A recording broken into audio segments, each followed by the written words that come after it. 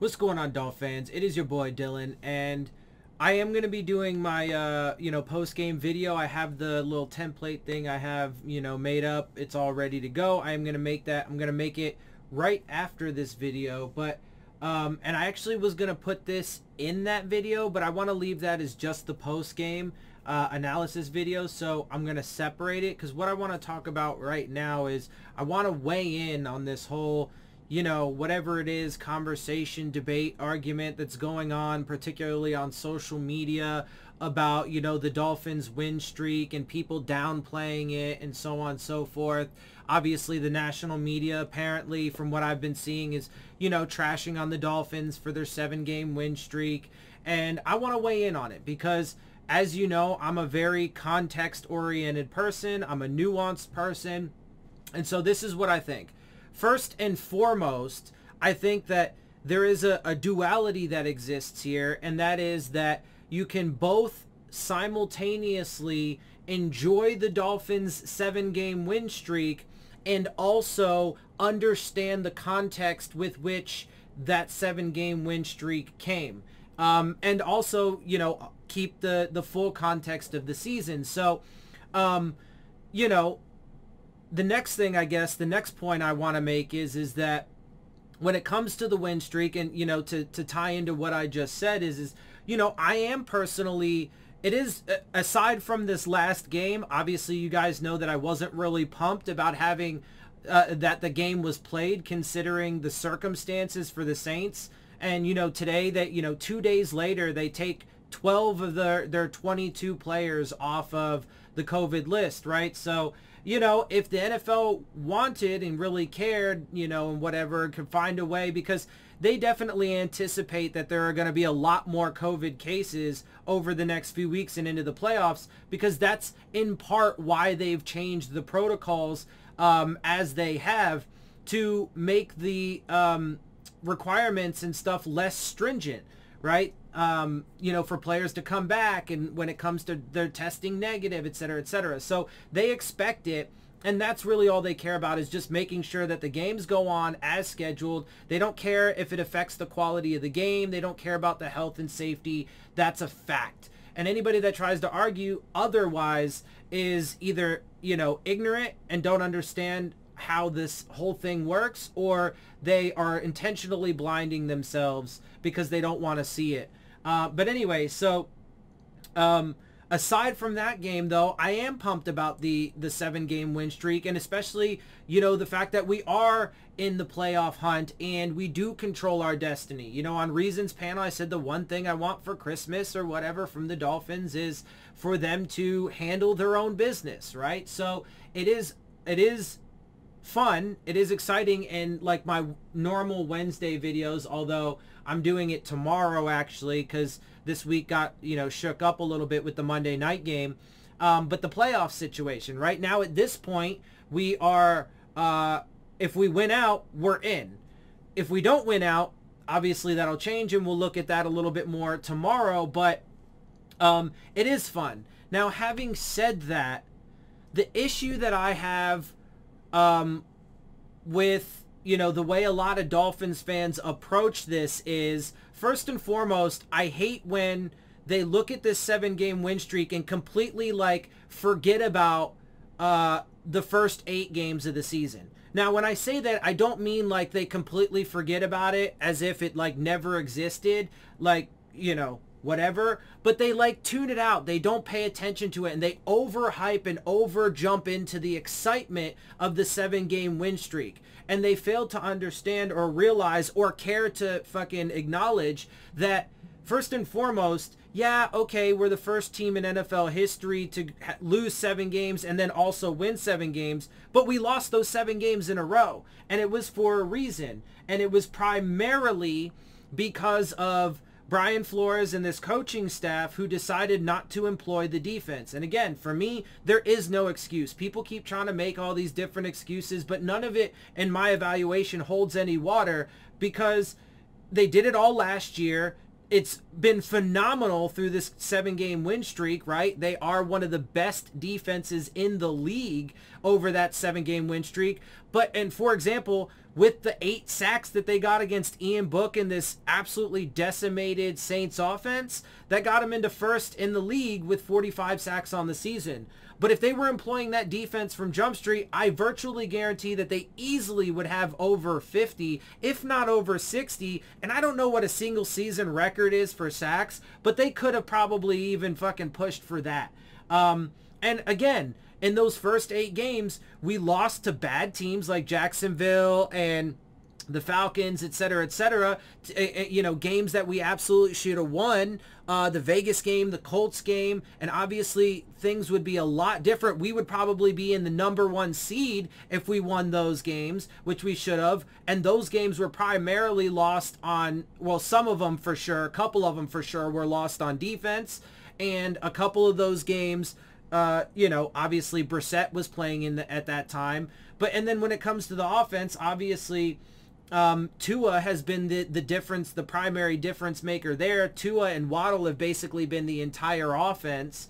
And, but, you know, the one of the contributions to the early losses and why Brissett had to play to begin with is also the fault of Brian Flores and this coaching staff, etc., etc. And what I mean by that is because they went into the season just being okay with the worst offensive line in football. We didn't know it then, you know, I mean, I knew it then, but we didn't know it statistically yet because it hadn't played out. But the worst offensive line in football, they were okay with it. They were okay, which got him hurt.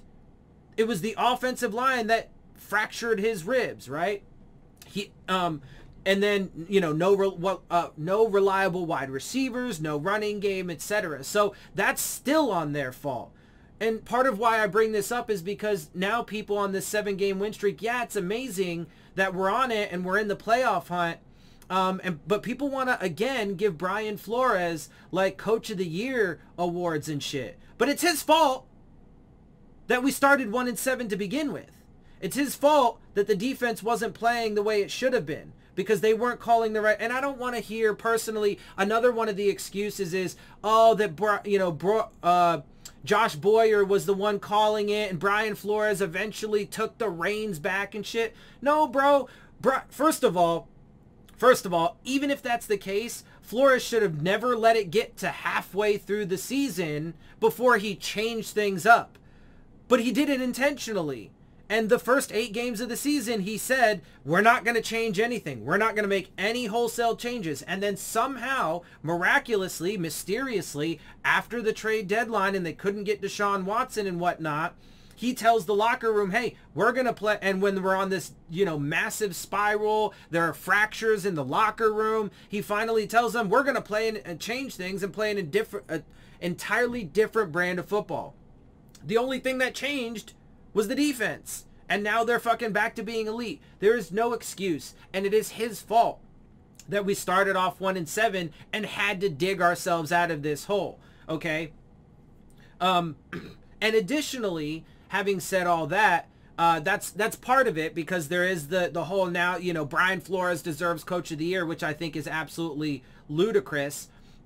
And then that's not even mentioning the way that he's, you know, kept Tua out of the lineup when he shouldn't be. He tried to come back earlier from the ribs. He tried to come back earlier from the finger. He should have played the Houston game and all of the Ravens game. He probably could have at least come back for the Tampa, if maybe not the Indianapolis game, from the ribs. So, you know, I don't want to hear none of that fucking, you know, whatever. So there's that as well. But then when you look at the 7-game win streak, yes, again, it is perfectly fine to enjoy it, but you got to be able to have the nuance and the capability to acknowledge and address the nuance within yourself to be able to say, yeah, dude, it's a bunch of fun. We're in the mix of things. We're pumped. Let's see if they can continue to take care of business. They still got 2 tough teams to play, and I still think that personally that their ceiling is 9-8. I don't think they're going to win out, and I don't think they're going to make the playoffs, but, you know, it is fun. It is exciting, but we can still acknowledge that while it is true that you have to play the schedule you're given, 100%. I get that. And nobody's blaming the Dolphins for that. At least I'm not. I'm not blaming them for that. But it is also a fact it is also a fact that during that time, during that the 7-game win streak, we had one team that was good in the Ravens, right? And a quarterback with Lamar Jackson. So one good team, one good quarterback. We had a half a good team in the Carolina Panthers because they had a pretty good defense, but their offense was shit, and we had to face Cam Newton.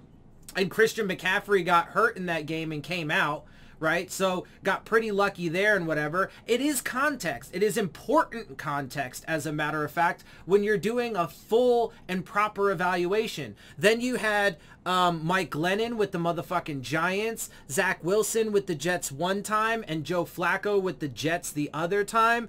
And then you had motherfucking Tyrod Taylor with the Houston Texans.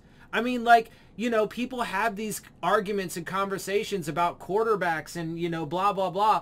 But we had to face a bunch of and frankly, what other teams did against those bad teams is frankly irrelevant to this conversation, because the conversation that we are having is Dolphins. What did they go through? How did they handle what they went through? And what is the reason for it? What is the context surrounding the results of all of that stuff, right? So now, to be fair, and you know, we went into that stretch of games being like, hey guys, look, there's still a chance because we're entering the soft part of the schedule. Well, yeah, it is the soft part of the fucking schedule. And then even the 7th game against the Saints, they got lucky because that team didn't have a chance and they were completely decimated by COVID, right? So it is absolutely important context when you look at that 7-game win streak. You know, but it's also facts that the Dolphins defense is playing elite again. Now, again, they never should have stopped being at that level, but you know, all of that is facts, and it is fine to acknowledge all of it. There is no reason why we should not acknowledge all of it, especially when we're doing our evaluations. Now, there are different levels of evaluations, right? There are evaluations like individual game evaluations. How did they perform in this game against this opponent, right? There's the full season evaluation. There's the evaluation of the team for the first 8 games and the second 8 games, etc., etc. There are individual player evaluations. There are team evaluations. So it depends on the context that you're talking about, of course, within the context within which you're talking about. But we have to be able to have that proper balance when we're looking at our team. And again, my issue with the way that a lot of Dolphins fans approach it is they just, like, you know, when it comes to this previous game, they just want to win so bad that they don't care if they beat up on a, you know, super beat up opponent that should never even be in the fight. Like when I went onto the homies channel the other day, the analogy I used is the Saints went into that game as if they were an MMA fighter that already had a broken leg, a dislocated shoulder, and a swollen shut eye. And he's expected to go in there and put up a fight. Now, to be fair, the defense, they performed admirably. But just as I expected, they wore down. We opened up a little bit. We were able to score 20 points. But the offense had no chance. Not a single fucking chance.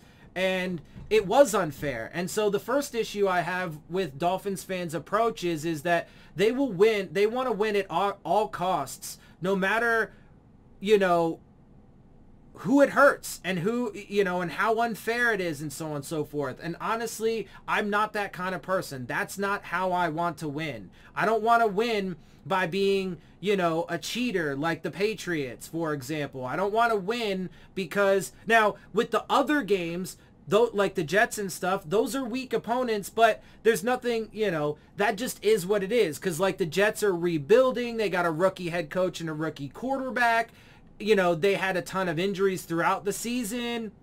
So, you know, that's different context. The Saints, they were actually a pretty solid team and certainly could have won that game if it wasn't for that, you know, that 1 week situation. So anyway, I think that gets my point across in this whole thing. I just think Dolphins fans, and I mean people and human beings in general, bro, look, you can enjoy the 7-game win streak, but don't forget about the full context of that win streak. You know, don't get all pissed off when people mention the quarterbacks that they had to play, and you know, the types of teams that they had to play and the context around it. Like, you know, people who defend Tua will get all upset because, you know, the Tua haters will focus on his interceptions and not, you know, put things in full context there. But then a lot of those same people will, you know, leave out a ton of context during this win streak because all they care about is the win streak, and they, you know, et cetera. So look, people, just calm down.